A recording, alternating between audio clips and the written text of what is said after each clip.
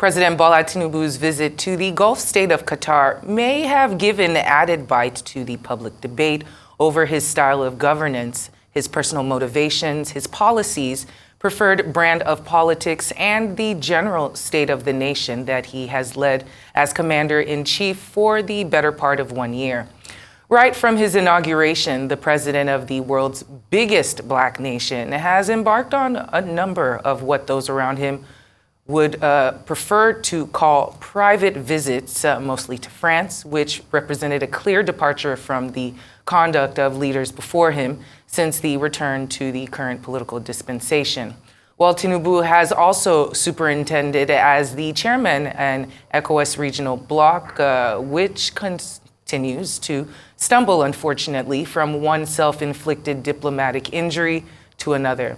But for a bit of context, we are now being joined by Salihu Lukman, who's a former national vice chairman, Northwest of the All Progressives Congress. He joins us for a discussion today. Welcome to Newsday. Thank you so much for joining us this afternoon.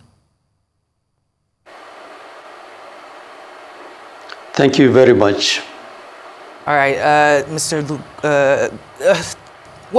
During President Tinubu's inauguration speech, he had quite a speech. He promised to expand on our national economy by 6% yearly.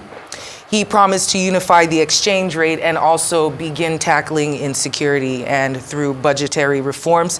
He promised to boost power generation and food security. Now, in light of the suspended yet those frequent NLC protests that have been happening and the chants of we are hungry and the looting of storage houses, how would you say President Tinubu has delivered on these promises that he made about a year ago? Well, in the first place, let me start by saying that I am privileged to have read the Renew Hope Agenda document long before it was made public. And I'm convinced that that document, if translated into policy of government, can really renew the hope of Nigerians. And I am convinced it will have helped us to move forward from where we were when former President Buhari left. Now, being a party envisioned to be progressive, part of my expectation is that in translating the Renew Hope agenda into policies of government, the President Asiwaju Tinubu administration will introduce a kind of engagement strategy with Nigerians so that Nigerians are able to own the policies and ensure that whatever government is doing, Nigerians are supportive of it. Now, frankly speaking, and this is the point I have highlighted, achieving all of that will require really having an inclusive government. A government that opens itself up for engagement, a government that has clear strategy of engaging organized groups, including labor, for instance. I have seen the statement by the president saying it's unacceptable for NLC to have organized 3 strikes within less than 1 year during his tenure. I think the issue is not whether it is acceptable or not, but the issue is whether, as a government, we are able to engage NLC in such a way that we preempt them, you know. And I think the beauty of democracy is really about people having a say in what government is doing. And my big worry, and I have made several appeals to the president to open himself up and people in government. My big worry is that increasingly now government, President Asiwaju in particular, seems to be talking more like a philosopher king, as somebody who has all the absolute knowledge of what the solution is. And when that happened, it narrowed the capacity of the president to listen to what people are saying. And it's quite worrisome. And this is why I had to make that appeal to say, well, I'm hoping that President Asuwaju will recover his democratic credential and reactivate progressive politics in the country in such a way that people are beginning to see new value. But the bigger worry for me is also in the fact that as it is now, the first casualty in producing a closed government under President Asuwaju will appear to be the party, because all the structures of the party have been shut down. No meeting is taking place. You don't hear. I mean, given what is going on in the country, expect the party to be much more active. By now, we should be having different caucus meetings in terms of strategy, in terms of how to strengthen the hands of government to deal with some of the emerging dynamics that are happening across the country. But no meeting is taking place. Only some very, very low voice appeals from government officials. And I don't think that is healthy enough. I think government need to wake up. President Asuwaju need to wake up to the fact that we need to go back to the main issue of translating the renewed hope agenda document into a clear policy plan that not just isolated impulsive decisions as it's turning out to be now.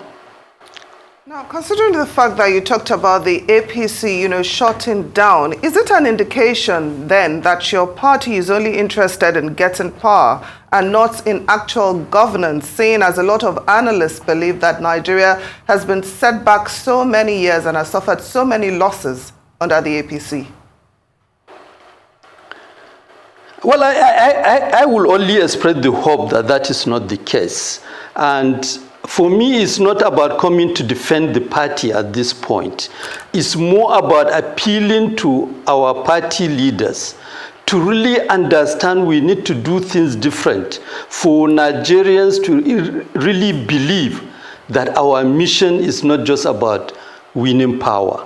And like I said, I think last weekend, like I said that some of the things that even party leaders are saying is worrisome, that maybe all the thing about the merger and the party is narrowed to the question of getting former President Buhari and now President Asuwaju to achieve their presidential ambition. As a person and as a party member, I don't believe that is the case. But I think we need to prove it to Nigerians, and we can only appeal to President Asuwaju and all the people in government to please understand that we owe it to the generation of Nigerians who negotiated the merger, and we owe it to Nigerians who demonstrated confidence and belief that we really, really are serious, different from PDP. Now, given what is going on, it will be theoretical to begin to talk of whether we have delivered or not. Well, the proof, as you say, proof is always in action, and there needs to be real nation building within the country. I'm sure you would agree. But how could there be real nation building without a strategy? You spoke earlier of the need for a comprehensive strategy in order to implement the changes that the nation needs. But within this administration, it seems that there is a grand lack of planning and strategy. And at the root of all of that is the census. How do you give services to a nation without knowing exactly how many individuals are in the nation and how many services are needed? There's a need to look into how that is done and bringing back the census. Or what do you think? I mean, I can only add to that. I think in adding to that, my position will be that we must continue to push for the President Asuwaju who we campaign for. I mean, we campaign for a President Asuwaju who is really a strategist, who is also known to be a talent hunter, and he demonstrated that in Lagos, and he has put in a plan which is working in Lagos. We are hoping for that particular person who we committed ourselves to and who till today we still believe can show up and begin to put things in the right place and deliver within the record time that is being expected. That will be my appeal. Well, of course, I'm sure you're aware, that Nigerians are hungry, and quite a large number, are angry as well. So what urgent steps do you think can be taken to alleviate the sufferings of Nigerians, especially as it's been all talk and no action from the federal government? I think, honestly, President Asuwaju need to really assemble a crack team, what I'll call a crack team of Nigerians who will sit down and look at all that is going on and where the country is at the present and come up with a clear Marshall Plan covering short-term, medium-term, and long-term, based on which different categories of Nigerians can be engaged directly because this is not to get Nigeria out of the current mess. It's not going to be the business of government alone. Government has to have the capacity to really engage Nigerians in their, for instance, I give you a typical example. And sincerely speaking, I agree with the president that it's not acceptable to have 3 strikes in less than 1 year. But to avoid that will be to sit down with labor, because there are so many backlog of agreements which have not been implemented. There are also other emerging issues. There has to be a strategy, an agreement that labor will see if implemented will move Nigeria from where it is today and will translate to better working conditions and better remuneration packages for workers, on the basis of which they can commit themselves to say, okay, we are putting a moratorium on strike. Within a period, maybe 1 year, 2 years, there will be no strike, but these are the terms which must be implemented. And if that is done, everybody could see that something is being done. And the business community are also there, and they are crying because the current exchange rate crisis is hitting the business community more than anybody, and government need to sit down with them. And that is why I say we must have that crack team that will work out all of these details. And sincerely speaking, take the case of, for instance, implementing Orosanya report. I expect that should come as part of a package of rebuilding the Nigerian public service. Because as Nigerian public service is today, question of productivity is almost zero. We are taking things for granted, and for government to really, for government to really meet up with all the challenges that is being faced today, I think the crack team must have a strategy of also engaging the National Assembly so that all the laws which have now become like barrier to the development of the nation are reviewed and amended. All right. That will be my recommendation. It seems that you have been a victim of load shedding, as our friends in South Africa like to call it. But let's speak about... Yes, it's a normal thing. Well, the president berated the NLC for, calling up for a strike 4 times in less than a couple of months of his administration. But I'm wondering, is that really fair, seeing, as we have seen with our very own eyes, videos and images that have not been doctored of the FCTA Agricultural Secretariat being looted by individuals who are extremely hungry. Of course, the cries of people speaking in Yoruba saying they're hungry. Also, the raids of the trucks, the food trucks carrying spaghetti and other small items, Nigerians are really, really on the edge. What does that currently say about the state of our economy? And should that not make individuals in the seats of power a little more fearful than normal, seeing as how it's not just the NLC crying wolf, there's something going on?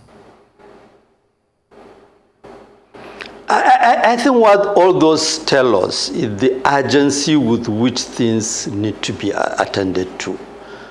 I tell you, and I share this with almost everybody I encounter, my major fear now is that we are all at risk, because there is clearly the danger that if people are on the street protesting because of hunger, you may be just passing with a very good car that look good.